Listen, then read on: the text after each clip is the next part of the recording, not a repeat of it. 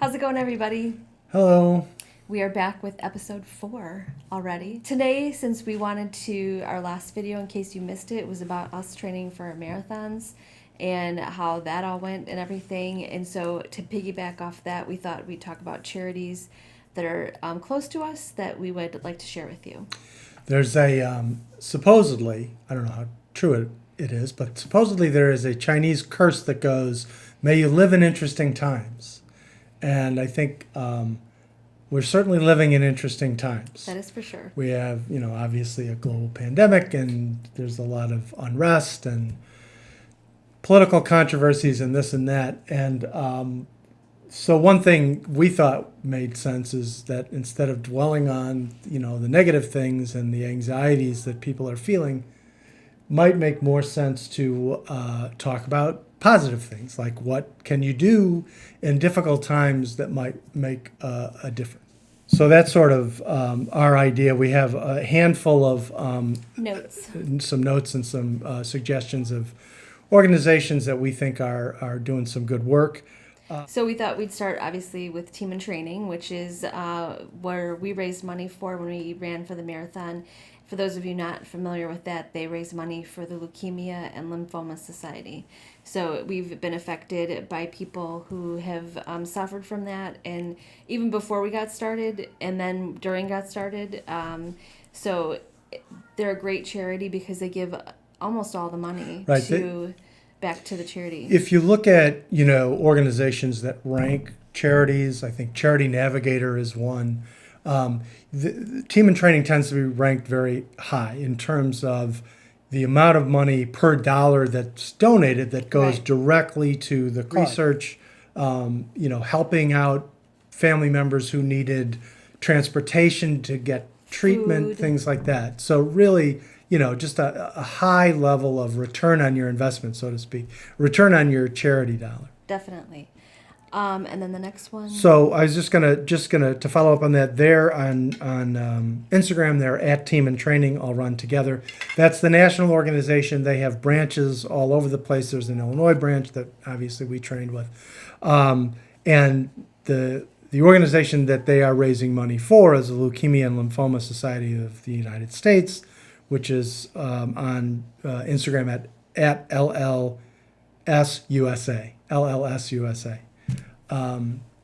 Great organization. Really great organization. If you don't want to run, that's a great place to donate to if you want to run a race, because they do bike rides, they do triathlons, they do half marathon and full marathon marathons training. And I think they've done some other things. I believe, and I don't want to go out on a limb, but I think they've done things like mountain climbing. And if you do a destination marathon, let's say Alaska or what other places, Hawaii, different places, if you fundraise the amount of money that you need to, then everything's free for you. So another the trip itself, The trip itself.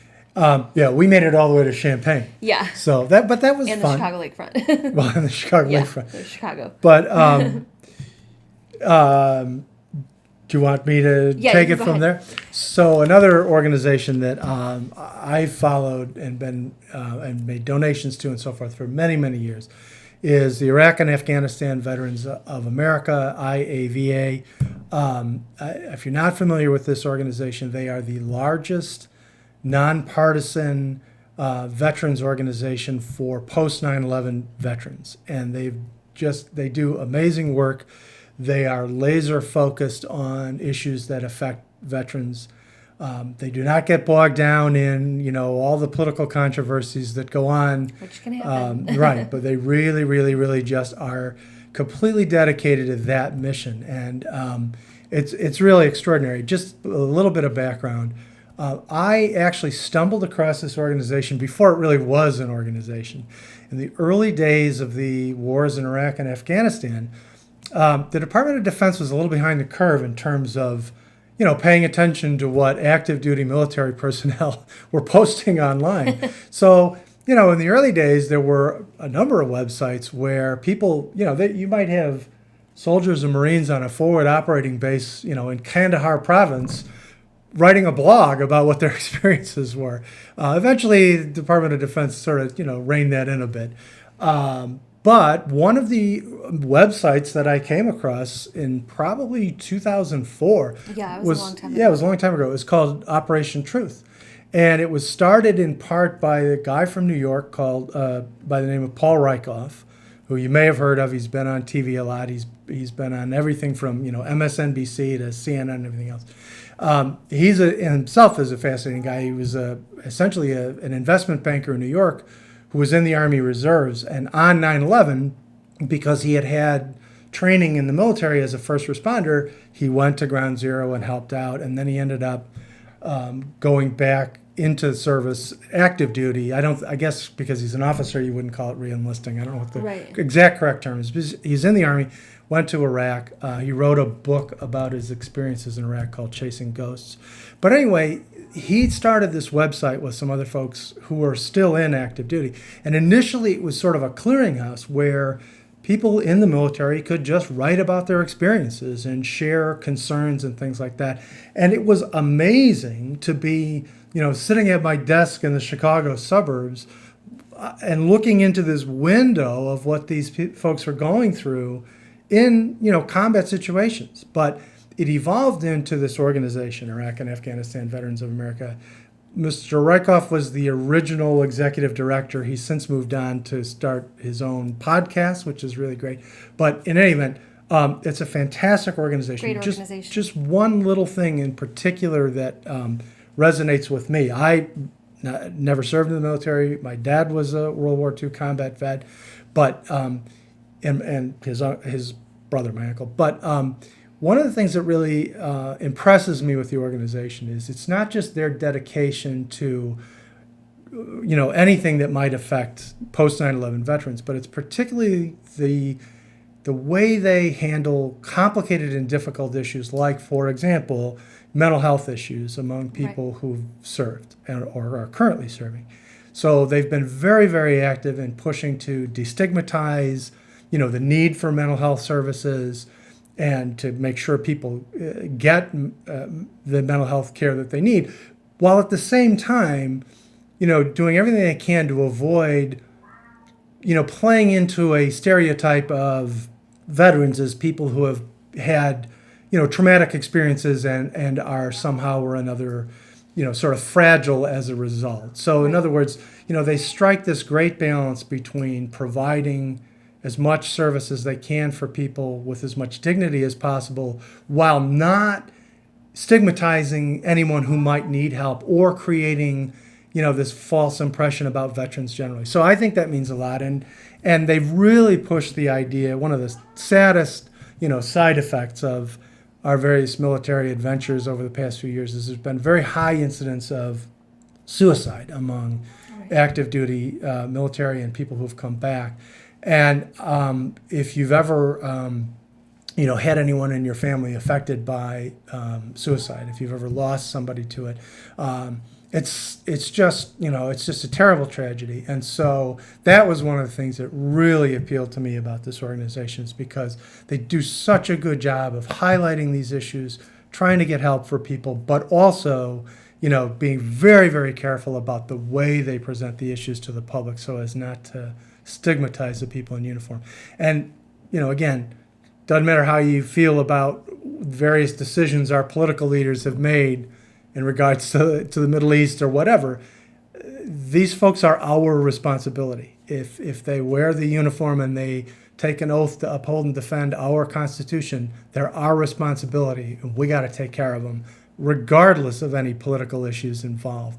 And so this is an organization that's done that consistently for a very long time, and I feel real strongly about supporting them. And we'll tag them too, so you can find them as well. Absolutely. And then the next one, I love this. Yeah. So we thought also about, those are national and international organizations, Team in Training, Leukemia and Lymphoma Society, Iraq and Afghanistan Veterans. We also thought about talking about, some local organizations. The idea being you may not necessarily be inclined to donate to an organization in Chicago, but there might be similar organizations in your community. And so there's at least a couple that are, I think, really, really great here in Chicago, and you might be able to find similar ones there. So the one that we want to talk about now is Jamal Cole, My Block, My Hood, My City. If you're not familiar with Jamal, we'll tag him here so you can read all about him. He's in the news all the time. He is a person, even before all the violence that's been in Chicago and all the stuff that's going on, is he has been an advocate for children who do not get exposed to other things outside of their block. So he takes them from their block, their neighborhood, into the city and shows them all different things. Some of these kids had never been to a restaurant with a waiter, had never been in an office building, had never been to the Sears Tower, Willis Tower. We'll call it the Sears Tower, but It's the Sears. it's the Sears Tower. They've lived in Chicago their whole lives, had never been to Navy Pier, and things like that. So he strongly works with these children to get them exposed to different things. And even now, with so much going on, he's just helping the community. People don't have enough food, elderly who need fans when it's super hot out. I mean, lawn Right. care. I mean, everything. Right. They do everything from this idea of bringing kids from one part of Chicago to other parts of Chicago. He talked in one television interview we saw early on. He was talking about kids who live within a couple of miles of the lakefront who've never seen Lake Michigan. And Yeah. if you've not been to Chicago, it's hard to understand how much a part of our life in the lakefront is everything to Chicagoans. And there are people who've lived in the city for many generations who've never been there, and they're not far away from it. Not because of any lack of desire on their part, but because in some communities it's just challenging. It's difficult. It's hard to see beyond your block or your hood. You don't see your whole city, and that's one of the things that he's tried to do. But he's done so many other things. Jennifer mentioned, helping get people together to mow lawns and do gardening for especially for seniors. They get people to put up Christmas lights and holiday lights at the holidays, all over different neighborhoods of the city that might not have them, just to make life be normal. He's done things like he's worked with local banks to try to get folks to sign up for bank accounts rather than just relying on a currency exchange. Just all kinds of individually small acts that have a big impact. Huge impact. Trying to normalize life for people who deserve to lead a normal life and not feel like they don't have hope. He encourages things like he'll get people from all over the city and the suburbs to meet up at different locations to run on a Saturday morning. To raise money for doing that. Yeah, just in a big part of it is to get people to interact. Chicago is a beautiful city, but unfortunately, even to this day, it's a highly segregated city. And so people from different communities, ethnic communities, religious communities, racial communities, whatever, don't interact nearly as much as they should. And that's one of his missions, not just to have African American kids, go to different places that they might not have seen, but, to get white folks like us to interact, and that's hugely important. Just the interaction itself is really important. We're going to have like 1 minute. Right. And the next one that brings us joy is One Tail at a Time, which is a charity that raises money for animals, which we're big cat lovers. Yeah, they're a big organization fostering dogs and cats. The cat thing is new. They were mostly dogs before, but they do a great job of bringing dogs in from all over the place. I haven't had a dog, but we've texted pictures. Did you see the dog on One Tail at a Time today? Right.